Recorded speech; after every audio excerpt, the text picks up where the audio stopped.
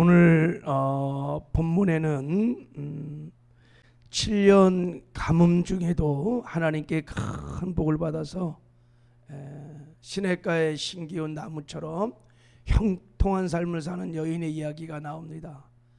그러니까 불황 중에서도 하나님의 은혜로 정말로 호황을 누리는 여인의 아주 아름다운 이야기가 나와요. 어떻게 이 여인이 이런 축복을 받았을까? 이 축복의 비결을 좀 오늘 나눠보려고 합니다. 이 여인이 받은 축복을 우리가 좀 이해하려면 하나님께서 어떻게 우리에게 복을 주시는지, 특별히 물질의 복을 주시는지 하나님 나라의 재정 원칙을 우리가 깨닫고 믿어야 합니다. 하나님 나라의 재정 원칙이 여러 가지가 있어요. 그 중에 가장 첫 번째 1원칙이 뭐냐면 고린도후서 9장 6절에 보면 이것이 곧 적게 심는 자는 적게 거두고 많이 심는 자는 많이 거둔다는 말이로다. 각각 마음에 정한 대로 할 것이요 인색함이나 억지로 하지 말지니 하나님을 즐겨내는 자를 사랑하느니라 그랬어요. 하나님 나라의 재정의 제일 원칙은 심고 거두는 것입니다. 적게 심은 자는 적게 거두고 많이 심는 자는 많이 거두는 것이 하나님 나라의 재정의 원칙입니다. 할렐루야. 그래서 성경에서 재물을 얻는 능을 하나님이 주셨다라고 말할 때 그 물질을 얻는 능력, 하나님께 복을 받은 능력은 여러분 심을 수 있는 믿음을 말하는 거예요. 다 하나님이 감동을 주실 때 내가 물질을 심을 수 있는 믿음을 말하는 거예요. 할렐루야. 그러니까 이 심는 믿음이 큰 사람은 잘 심습니다. 그러면 심은 대로 하나님이 복을 주십니다.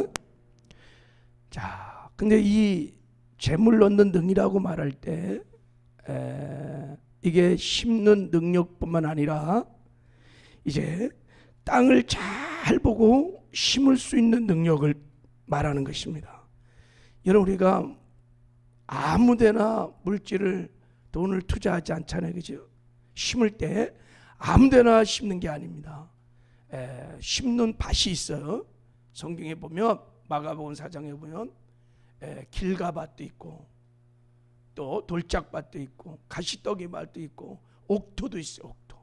옥토에 심어야 30배, 60배, 100배를 얻게 됩니다. 할렐루야. 하나님이 이렇게 말씀해요. 재물은 땅에 쌓지 말고 하늘에 쌓거라 그랬어요. 그러니까 마치 하늘에 은행이 있다는 거예요. 우리가 저축을 하면 하늘 은행의 이자는 최소 30배야. 30, 60, 100배처럼. 여러분 옥토에 심어야 될 줄을 믿습니다. 그래서 재물을 얻는 능력을 갖고 있는 사람들은 심는 믿음이 있고 옥토를 보는 영안이 열려진 사람입니다. 그래서 하나님의 감동을 탁 주시면 그 옥토를 하나님이 보여주십니다. 그러면 그대로 심으면 30배, 60배, 100배로 거두시는 축복을 누리게 됩니다. 하나님이 말씀하시는 성경에 옥토가 여러 가지가 있어요. 그 중에 가장 큰 옥토가 뭐냐면 하나님이십니다.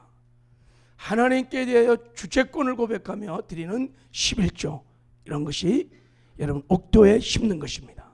그럼 반드시 하나님이 받으시고 축복해 주십니다.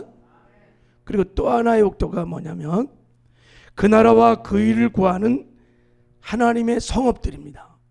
그러니까 복음을 전해서 영혼을 살리는 그 성업들, 전도, 선교, 아무튼 영혼을 살려서 하나님 나라를 건설해가는 프로젝트, 성업들은 다 옥토입니다. 여기다가 심으면 30배, 60배, 100배로 거둬지는 하나님의 축복이 임하게 됩니다. 할렐루야.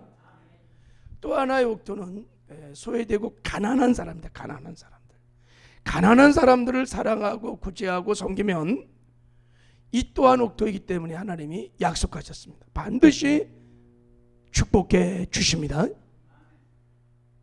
그리고 또 하나의 옥토가 있어요. 그것은 하나님의 사람들, 주의 종들입니다. 주의 종들이 옥토입니다. 하나님의 부르심을 받고 스스로 성빈이 된 자들, 구약으로 말하면 레위 지파들이, 레위 지파는 기업이 없습니다. 하나님이 기업이요. 지금으로 말하면 하나님께 부름을 받았고 특별히 생업이 없어.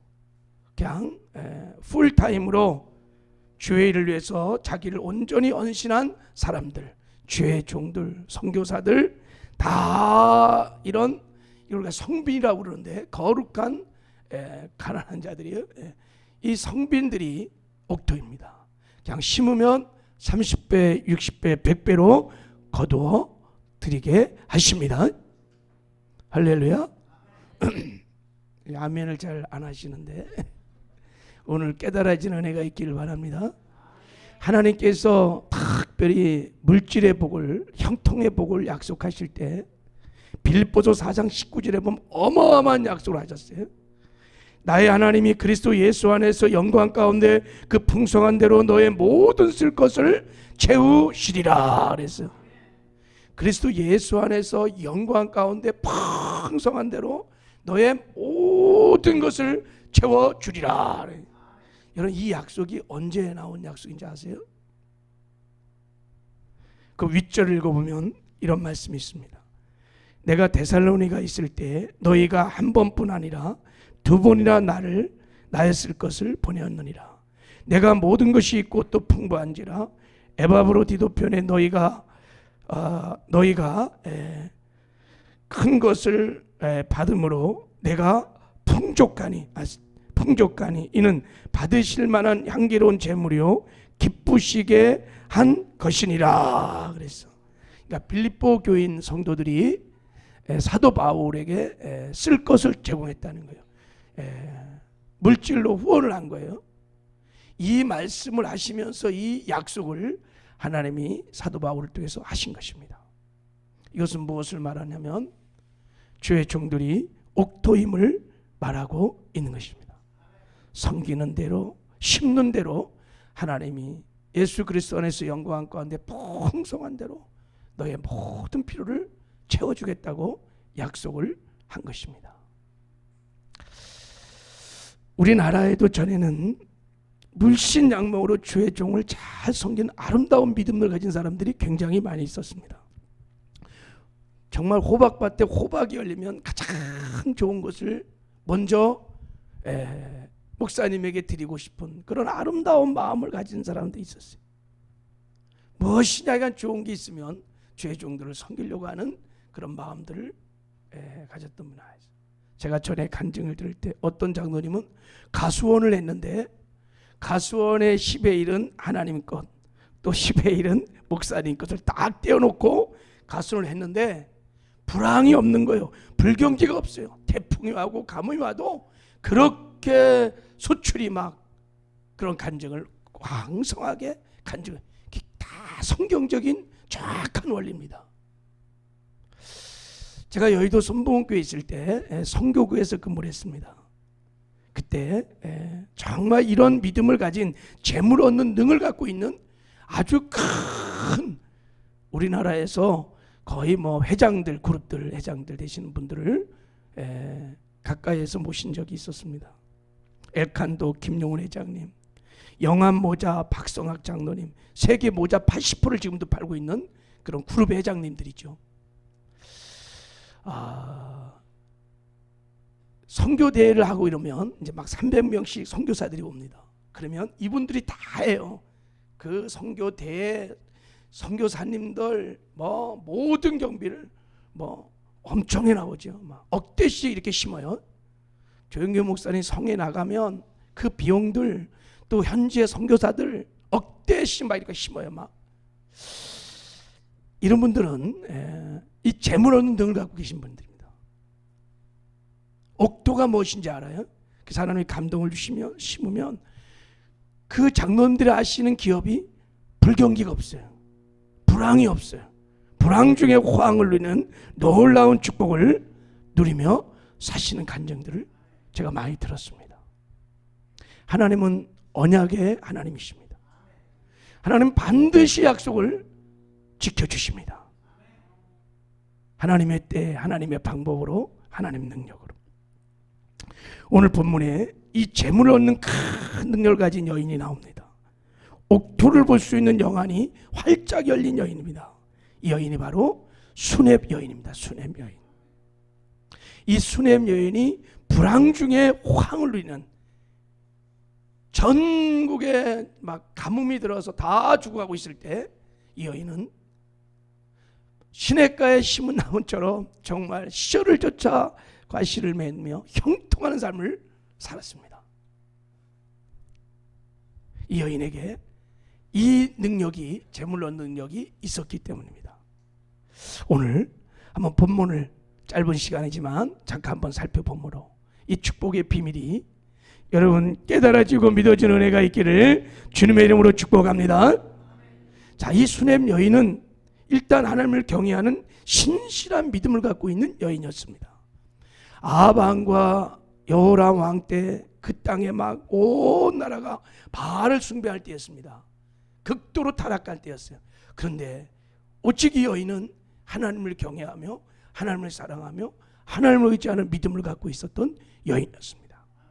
이 여인이 하나님의 사람 엘리사를 만나게 됩니다. 엘리사가 예루살렘에서 갈멜산을 오고 갈 때마다 탁 엘리사를 보니까, 우리 묵상했죠, 열왕기하 4장에. 보통 사람이 아닌 거야. 이렇게 보니까 영안이 열린 분입니다. 야, 저 사람은 보통 사람이 아니구나, 하나님의 사람이구나. 그래갖고 강권하여 자기 집에 초대해서 식사를 대접해요. 그러기를 한두 번 하다가 남편에게 말을 해서 자기 집에 아주 방을 만들어, 그래갖고 엘리사를 위해서 침대를 놓고 책상을 놓고 촛대를 놓고, 엘리사가 오고 갈 때마다 그 집에 들려서 쉬기도 하고 뭐 책도 읽고 기도도 하고, 그래서 지극정성으로 섬깁니다. 그래서 엘리사가 하도 이 섬김이, 이 헌신이 감동이 되어갖고 불러서 소원이 뭐냐, 나는 아무것도 없다니. 그러니까 그걸 보면은 복을 받으려고 엘리사를 섬긴 게 아니에요. 하나님을 사랑하고 경외함이 주의 종으로 표현된 거예요. 자, 근데 게하시를 통해서 보니까 아들이 없다는 거예요. 그래갖고 엘리사가 기도하여 아들을 낳게 합니다. 자, 복을 받은 거예요. 근데 그 아들이 원인도 모르는 병에 걸려서 죽어가고 있을 때 또 엘리사가 가서 살려줍니다. 하나님이 축복을 하신 것입니다. 이렇게 지극정성으로 주의 종을 섬기기를 30년. 이제 그 사건이 있은 후 오늘 본문의 사건은 적어도 한 30년쯤 흘른 이후입니다. 그때까지도 신실하게 당신의 종을 섬겨왔습니다. 그리고 이제 그 땅에 정말 감당치 못하는 큰 가뭄이 이제 시작되려고 하는 거예요.